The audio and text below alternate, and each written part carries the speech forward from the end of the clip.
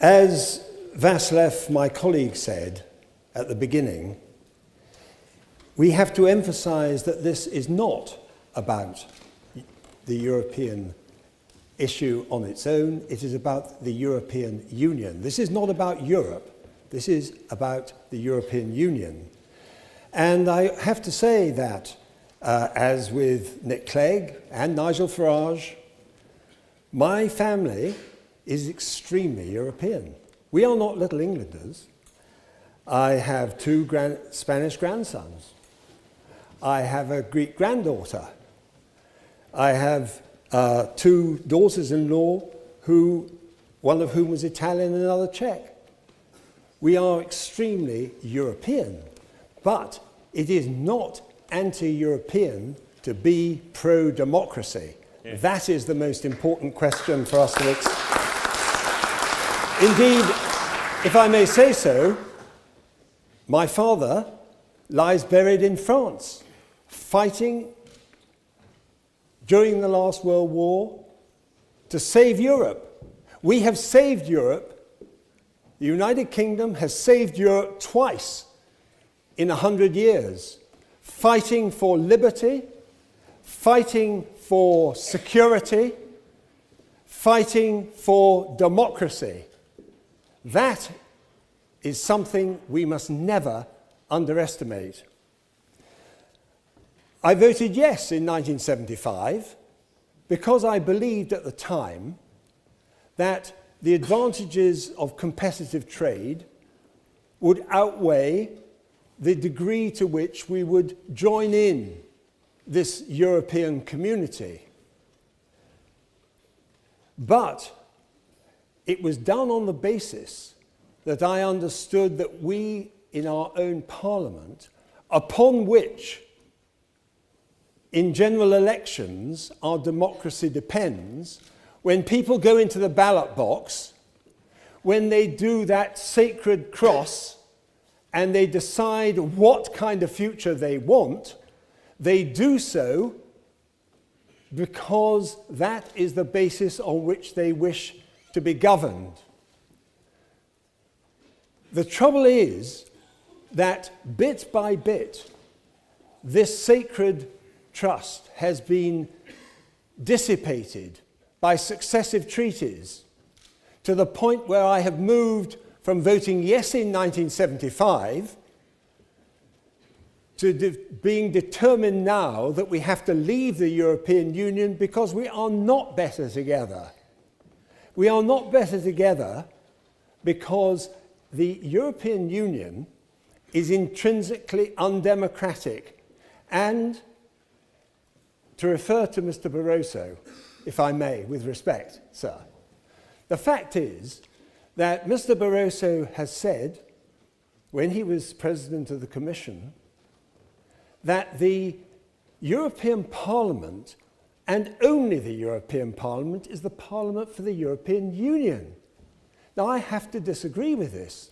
He also argued that it would be in the interests of the European Union for the United Kingdom to remain in it. My concern in relation to this referendum is to explain why it is that is it in British interests and in European interests for Britain to leave that European Union.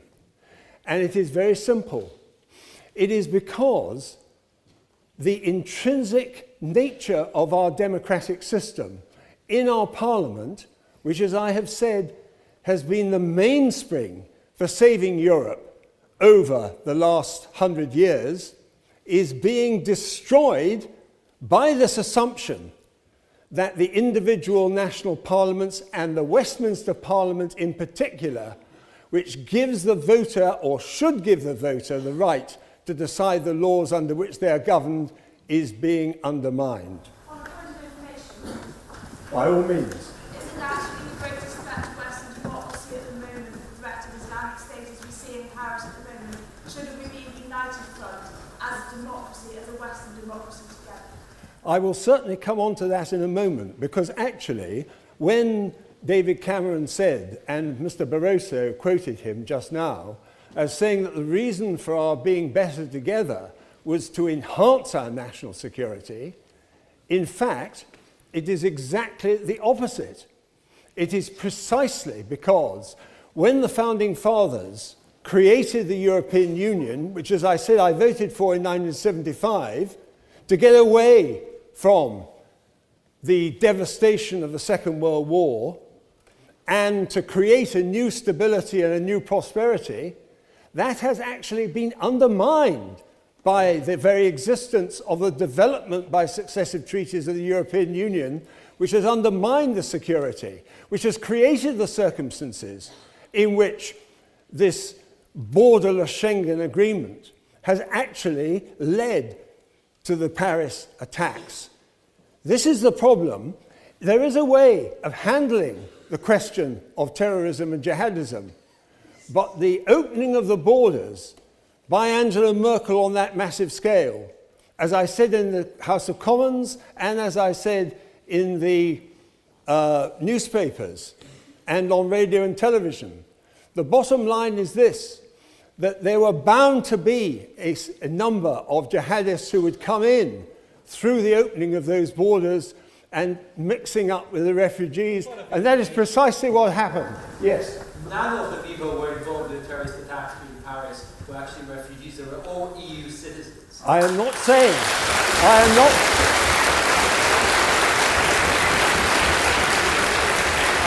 what I said was, it was the opening of the borders within the Schengen area which created the circumstances in which these people could come in. I certainly was not accusing the refugees themselves. That would be nonsense. I certainly did not say that. But the important point about the question of the European Union is this. Yes. Noting that a fact over the past 20 years, 90% of terrorist acts committed in European lands were committed by domestically born Europeans, non-immigrant citizens. No one is denying the fact that that is the case. I am not saying that. What I'm saying is that the Schengen arrangements and the border issue has created the circumstances in which these people came in. Now, let me just move on to another point, and it is this. The question of whether or not the European Union is better for Britain turns also on the trading question. We have heard a good deal about that just now. The issue is this. Do we benefit primarily in our trading relations with the European Union or not? I have here the House of Commons Library statistics on the United Kingdom trade with the European Union. If the single market, if our trading relations with the European Union were so good, why is it that our UK trade with the other 27 member states runs at a deficit of £62 billion a year? That is in relation to goods and services in 2014, whereas our trade surplus in relation to the same goods and services in the rest of the world amounts to 27 billion and is growing exponentially. On the other hand, take Germany, for example. The German trade surplus with the same 27 member states, bearing in mind that we have a deficit of 62 billion with the 27, is actually as much as 66 billion. Their trade surplus with those 27 is almost the same as our deficit. And indeed, Germany has a trade surplus with the rest of the world of 86 billion on top. Now, I would argue from that in fact this is not a European Union which is better for Britain. What is happening is that it is in, and I'm not going to criticize Germany for their excellence in terms of trade. What I am saying is that it is not in British interests for us to be caught into this trap and that we have a much greater opportunity if we were to be out of the European Union and we were ourselves trading with the rest of the world. We have the same language. We have the Commonwealth. We have the opportunity with the same kind of legal systems. Despite what Mr. Barroso said about the American dimension, the fact is that we have massive direct investment in America as well. It would not be in Americans' interests for us to be faced with a tariff wall by America, and they would not do it. The reality is that we have enormous opportunities. Brexit, as it is described, actually would provide us with enormous opportunities, as Václav said at the beginning. The idea that we would deprive ourselves by actually getting out of the European Union is simply not true. And at the same time, the benefits to us of trading with the European Union, which, as Václav also said, has been an increasingly declining opportunity in terms of growth, means that by our staying in the European Union, what is happening is that we are joined in to a club over which we do not have the kind of influence that is being claimed by the other side. The manner in which the European Commission organises the trading relations, the actual voting arrangements which are inherent in the manner in which the TTIP and other organisations will determine the balance of our trade, is itself working against our interests and not in favour. So I would argue that we need to be able to establish our own personal decision in this room for your future to ensure that we are protected by maintaining our position outside the European Union and not allowing ourselves to be completely absorbed. To use Mr. Barroso's quote about Winston Churchill, he said we should be associated but not absorbed. He spoke about a kind of United States of Europe. He did not envisage that we would be governed by a European government which was largely dominated through the Eurozone by one other country in particular.